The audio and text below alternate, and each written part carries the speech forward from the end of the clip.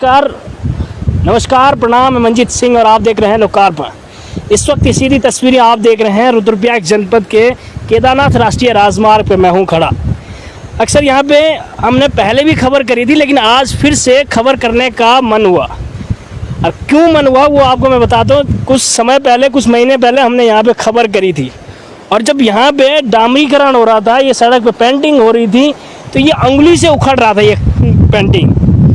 उस वक्त जब हमने इस पर खबर करी थी, इसकी गुणवत्ता पे हमने खबर करी थी, तो पीडब्ल्यूडी के द्वारा हमारे लिए नोटिस भेज दिया गया, लोकार्पण को नोटिस भेज दिया गया था कि आपने जो ये खबर दिखाई ये भ्रामक है, आपने ये इस तरह की खबरें आपको नहीं दिखानी चाहिए थी। लेकिन आज लगभग 2 महीने से ऊपर का समय हो चुका है और इस सड़क की कंडीशन आप देखिएगा। अब ये सड़क में गड्ढे हैं, ये गड्ढे में सड़क है, ये हम तो नहीं समझ पा रहे। अगर आप समझ पा रहे हैं तो कमेंट्स में अपनी प्रतिक्रिया ज़रूर दें कि क्या हालात है इस सड़क की। यहाँ पे कुछ लोग मौजूद हैं कि उनसे भी बात करेंगे, वो केदारनाथ से होके आ रहे हैं।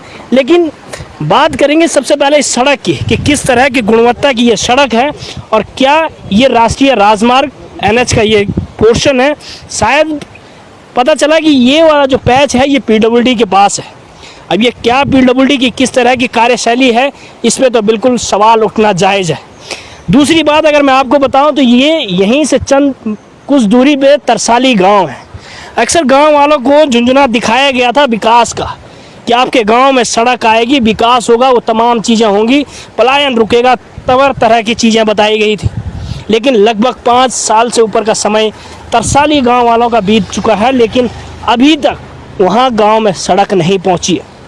सड़क तो छोड़िए, वहाँ गांव तक पहुँचने के रास्ते तक भी नहीं बचे हुए हैं। किस हालात में गांव वाले अपना दिन काट रहे हैं वो भी आपको कभी बताएंगे ज़रूर।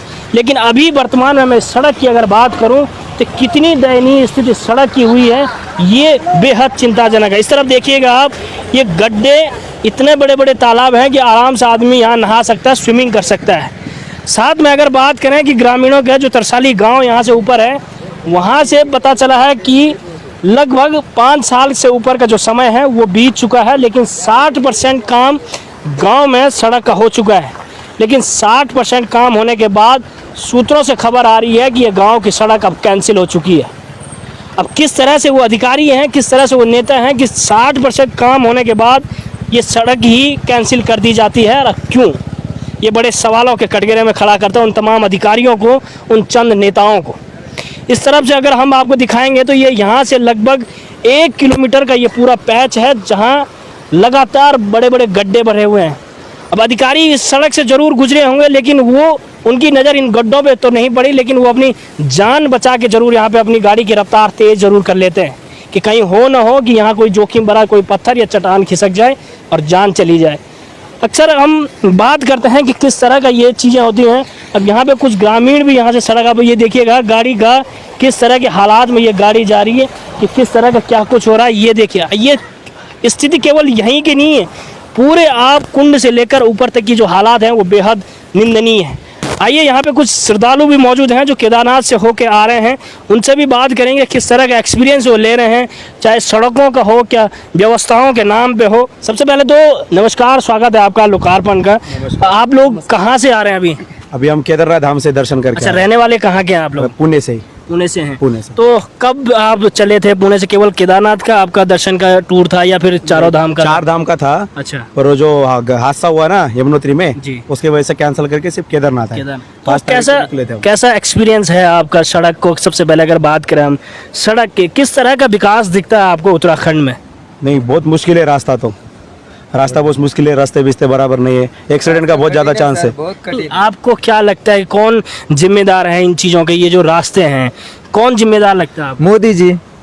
अच्छा, यहाँ की सरकार और कौन? नहीं, क्या क्या आपको लगा कि सिर्फ सड़कें हों या फिर व्यवस्थाएं अच्छी हैं या फिर? व्यवस्था कोई सही नहीं है सर, कोई कुछ भी सही नहीं है।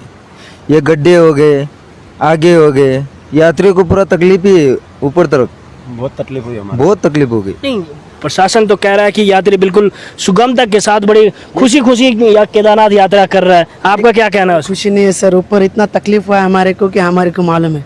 क्या तकलीफ हुई भी तो बताएं। बारिश की वजह से। नहीं, बारिश तो भाई वो तो पहाड़ों में है, आप पहाड़ों में आ रहे हैं, बारिश तो ऑब्वियसली होगी। नहीं है, रास्ते पे भी पूरा कठिन है रास्ता भी।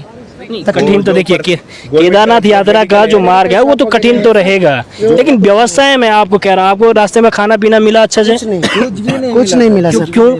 कोई खाने पीने का नहीं है, कुछ मेडिकल का विषय होता नहीं है, कुछ नहीं है सर। मेडिकल का जो है वो खाली वो लोग टैबलेट दे रहे हैं। हम लोग ने रिक्वेस्ट किया था कि इंजेक्शन देने के लिए, 4 इंजेक्शन नहीं मिलेगा, सिर्फ टैबलेट लो। और टैबलेट हम लोग ने 10-12 खाया था, अभी तक हमारा तबीयत ठीक नहीं हो रहा। सबका हालत बिगड़ा हुआ है अभी। वही टैबलेट हमारा को इंजेक्शन मिलता है, कुछ मिलेगा। सब ठंडी बुखार से तड़प रहे हैं, ऐसे नहीं क्या, बहुत ठंडी हो रही है, कुछ व्यवस्था नहीं हो रही है यहाँ पे। देखिएगा, अब हम दिखाएं तो दिखाएं क्या? अब वो श्रद्धालु जो आ रहे हैं वो बड़े पीड़ित होके जा रहे हैं, बड़े परेशान होके जा रहे हैं कि किस तरह की व्यवस्थाएं हैं। आगे भी इन तमाम मुद्दों के साथ आपसे जुड़े रहेंगे, तब तक के लिए देखते रहिए लोकार्पण। नमस्कार।